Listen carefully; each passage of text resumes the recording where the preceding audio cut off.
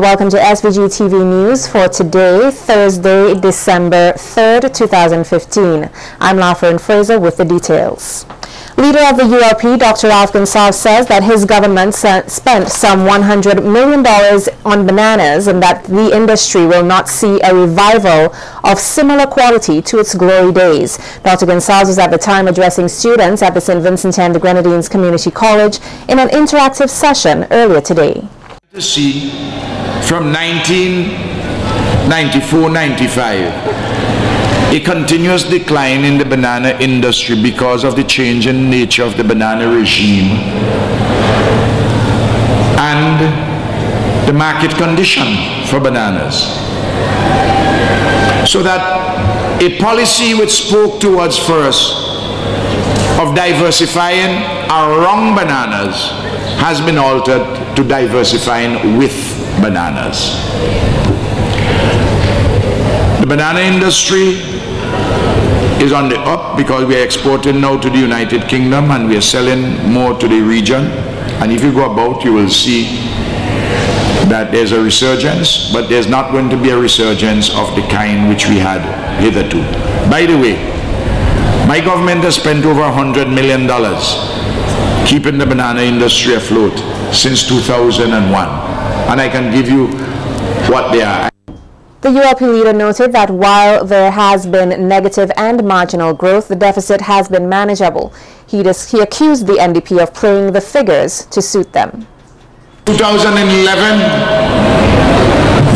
marginal growth. In 2012, in 2013, 2014, also growth. And we are estimated to have this year between 2 and 2.5% growth, and the IMF has forecast that next year is 3%. Modest, but I will tell you this. The opposition is notorious to playing fast and loose with the statistics. So I want to make that point. Secondly, on the issue of the deficit, we run a deficit on our current account because it is a manageable deficit. And by the way, we have the smallest deficit on our current account than every single country in the OECD save and except St. Kitts and Nevis. And they used to be terrible in that regard, but they got a bump because they're selling passports, which I don't intend to do. Dr. Gonsalves also said that a national accreditation system was put in place to help align the community college with international standards. Just in case anybody came to this broadcast late, are recognized locally by employers, recognized by regional and international bodies, and that the national accreditation system which we established, we are the ones who established the National Accreditation Board, that is a process of assessment. There are some countries in which the assessment does not take place in terms of granting the accreditation until the expiration of 3 years for a program, like for instance in Malaysia. Some of the students expressed how they felt about Dr. Gonsalves' delivery. And the delivery was quite good and very informative, because with these values we can take it and just use it to decide who will be the next governor in St. Vincent and the Grenadines. The delivery of the Prime Minister's presentation I find it very informative, and we see that everything that he said is actually a part of his manifesto and what's not, and I do agree with everything and I'm in full support of it. I think he was brilliant in his delivery. He addressed all the issues, he answered all the questions really well. I was very impressed with what he said. His delivery was good. He spoke rather fairly and he didn't give no political, you know. He didn't speak too much on the politics, but he spoke about what the country had been going through and what they have overcome, and you know, and he's talking about his future plans, and you know, give us a little chat back of what was St. Vincent and what is St. Vincent. It was really straightforward, and it tells a lot about what is going on in the country, and he's a great leader. Yeah, and I support him throughout every election. And leader of the opposition NDP, Arnim Eustace, said that he was most proud of his party's initiative to improve the banana industry. Eustace told the students at the SVG Community College that as Director of Planning, he was proud to have brought back WIDDECO at some £147 million. What geese was earning that we didn't know about, we decided that we had to buy geese. Let's buy geese bananas to make sure that our country, up the value chain, had a bigger stake in the industry in our region. I say that to give you some idea of my experiences. I went to London at the head of a 12-man delegation in 1996 to negotiate with Fife's, our partner, the purchase of geese. And we bought geese for £147 million after 11 days of negotiations. And I can say to you today that that £147 million have been already repaid, and the company is still making profit, located in the United Kingdom. That I regard as probably my greatest contribution to the people of St. Vincent and Grenadines and to the Grenada Islands. Eustace explained that this country has over $1 billion in debt over 14 years compared to the NDP's $565 million.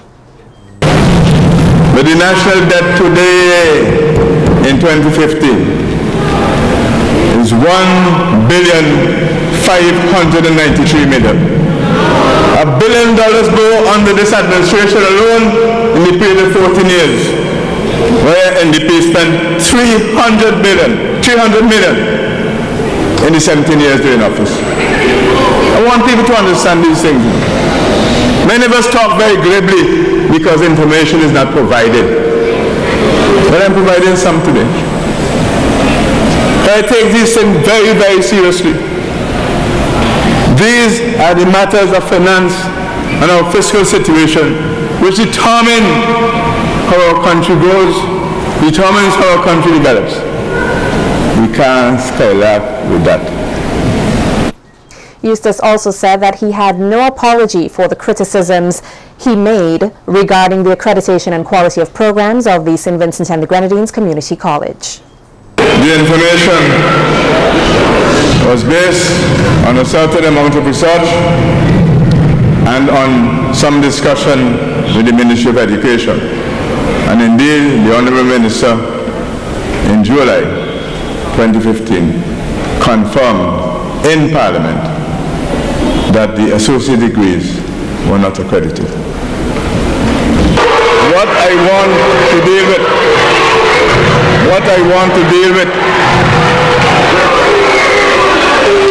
the fact that after our queries,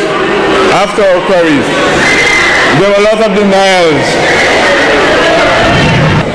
After our first intervention in this matter, both myself and the public relations officer of the party, we were subject to a lot of comments too, which we do not like.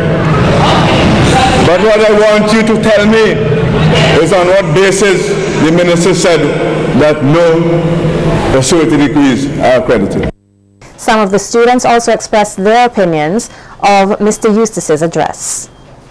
Certain questions he answered well, but I pertaining to some of the important questions, I didn't think that he related his questions properly in terms of the country's development and also about the airport.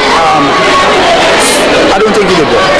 So far, I think that he was capable to answer some of the questions, but I think some of the questions were not made to ask because they were already stated in the manifesto. I'm a young person and I was listening. I hardly could have made out the words he was saying.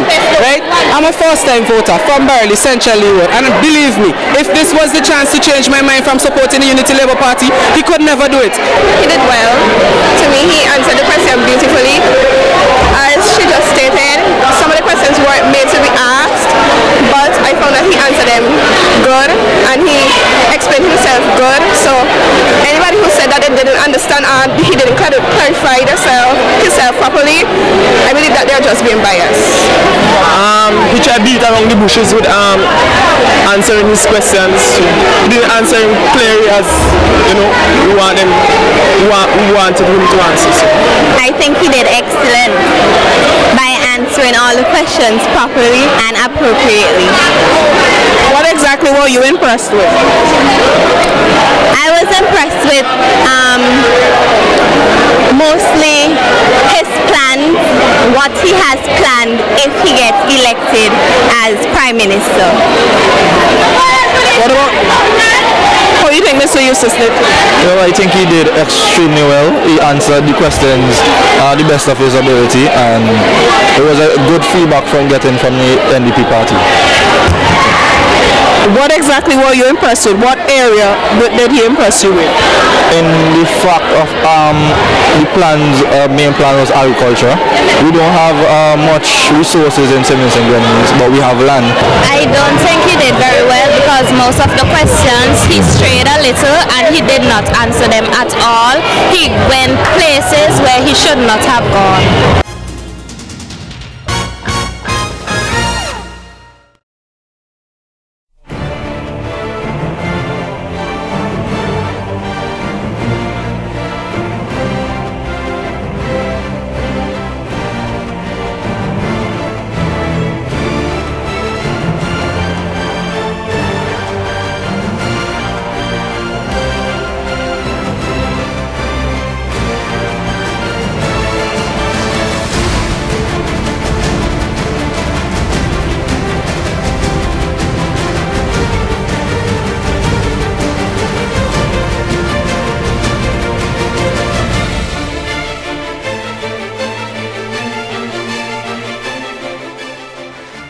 We're back with Election Heat 2015, converging from the Adams Apartments at Arnisville and from their party's headquarters at Murray's Road. Supporters of the New Democratic Party marched and held candles as they convened at the Sign Hill for a massive rally. The crowd heard from various speakers from the NDP platform who addressed issues such as unemployment, sports, agriculture and illegal voting activity.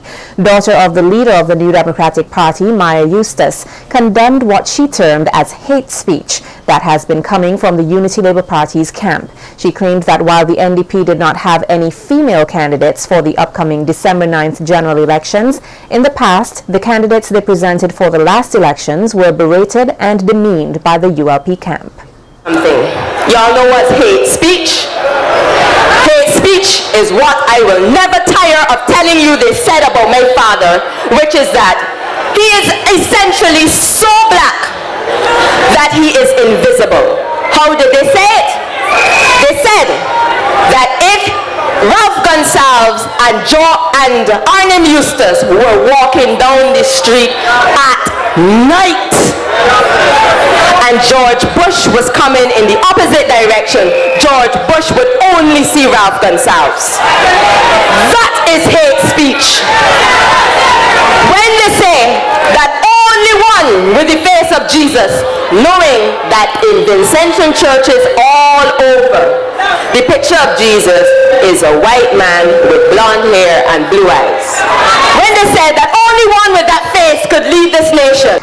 But it was former leader of the St. Vincent and the Grenadines Labour Party, Stanley Stocky John, who sent the crowd into a frenzy as he mounted the stage as the surprised guest speaker with the song Take Back the Country by Calypsonian the Man Age playing in the background. The practicing lawyer says that he could not sit back and watch this nation go into further decadence and explained that he was fearful this country could become like the impoverished nation of Haiti that has seen a type of monarchical leadership that spans from father to son. I am here because it's my duty to rally with Vincentians as we take back we country.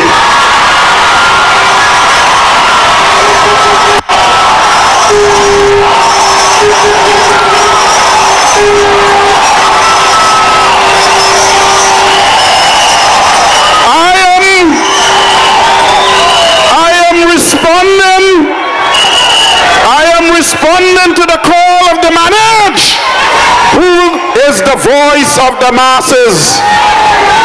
We must take back we country. John also endorsed the leader of the NDP, Arnim Eustace. He says other Caribbean leaders are waiting on his victory at the polls to work with him. He was in charge of monitoring and supervising all of the major projects that were done up and down the length and breadth of CARICOM. Guess who? For years, Arnim Eustace. So here we have a country, one of the biggest problems in this country is the lack of proper financial management. And we have a man who was at the height of the management of the finances of CARICOM, and we have him languishing for 14 years in opposition. In his address to the gathering, Eustace thanked everyone for their support and appealed to voters to return him not only as the Member of Parliament for East Kingstown, but also the next Prime Minister of St. Vincent and the Grenadines. He described himself as a man of his word and promised that he and his team would turn the country's economy around for the better. We promise you that. We promise you that. We say to you, the people of St. Vincent and the Grenadines, that the new Democratic Party will work day after day, night after night, to improve the fortunes of our people here in St. Vincent and the Grenadines. We are already developing relationships with other heads of government. I heard Swaki said he spoke to the heads of government today. I spoke to 3 of them today on matters pertaining to St. Vincent and the Grenadines. Because we recognize there are some things we must do on a regional basis, and therefore we have to have a relationship with other governments in our region, which allows us to cooperate and benefit from cooperation between each other. As the election date draws closer, citizens and residents are being urged to conduct themselves as the signed code of conduct suggests. Advice coming from attorney at law and former area representative for West Kingstown, Rene Batiste, highlighting the involvement of the OAS, Commonwealth and CARICOM observers who will be present in the country to observe the electoral process of December 9th. Batiste said she is quite shocked at the depth that the opposition New Democratic Party has taken to destroy the reputation of Ambassador Ellsworth John and local newspaper editor Claire Keyser, saying that they are observers accredited to an organization involved in observing the elections. Having once served as an observer at the request of the Commonwealth Secretariat, Batiste said that this is an all-time low attempt, especially coming from persons who are familiar with politics and law. It is well known that these international bodies follow international conventions which were passed in the United Nations.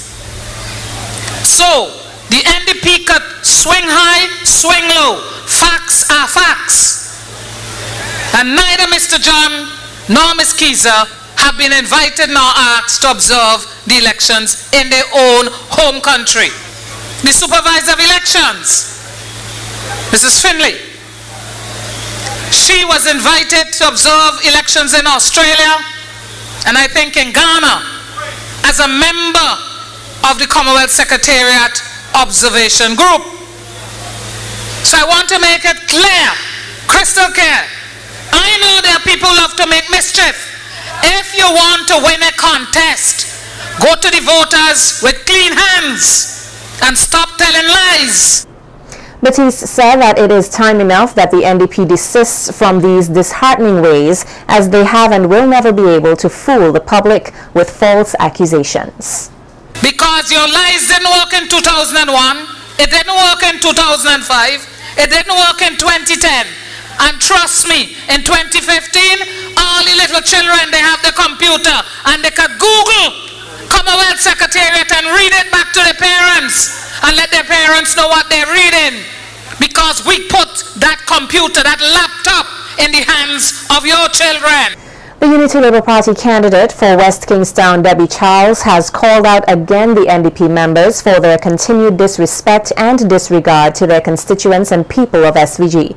In her address at a meeting last night in Rose Place, Charles said that the NDP continues to show serious disrespect to law and order, and if they choose to conduct themselves this way while in opposition, what will happen when they're about, if they were to obtain governance? The question is, if we allow that to continue, what is going to happen to our society? What's going to happen to our young people? Who are they learning from? Is that how you want your children to behave, comrades? Think about it. And think also, because if they encourage this behavior, how are they going to help to solve the crimes that we are now having when they themselves are criminal elements? Because when you behave like that in a church, you are actually committing a crime. That's what it is legally. You are committing a crime according to the laws of St. Vincent and the Grenadines.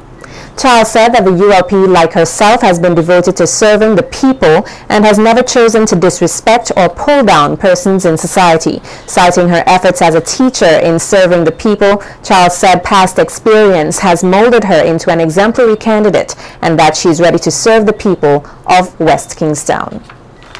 Most of you would be aware that I would have gone into the courts to represent your children when it became necessary. I would have walked the streets of Lago Heights, Walker Peace, Paul's Avenue, Otley Hall, seeking out your children who are absent day after day after day.